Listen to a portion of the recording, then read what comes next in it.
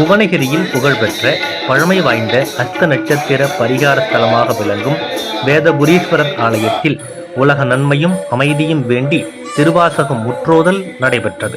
கடலூர் மாவட்டம் புவனகிரியில் சுமார் 1000 ஆண்டுகள் பழமை வாய்ந்த பிரசித்தி பெற்ற அஸ்த நட்சத்திரம் பரிகார ஸ்தலமாக விளங்கும் வேதபுரீஸ்வரர் ஆலயத்தில் ஸ்ரீ வில்வம் அறக்கட்டளை தில்லை ஆடல் வல்லான் சிவனடியார்கள் குழுவினர் திருவாசகம் முற்றோதல் நடத்தினர்.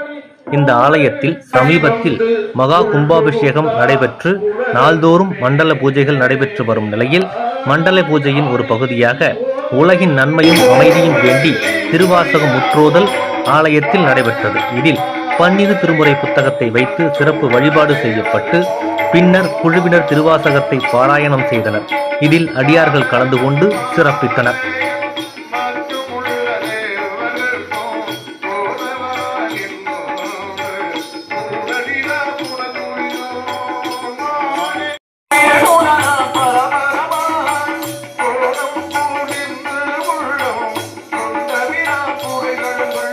ஆனந்தத்தேனிருந்த ஒத்தையே பரவினா பூவை கொய்யாமோ நாயின் கடைப்பட்ட நம்மையும் போர் பொருள்படுத்து தாயு பெரினும் தயா உடைய தம்பெருமா மாய பிறப்பறுத்து ஆண்டாயன் வல்வினையில் வாயில் பொடியட்டி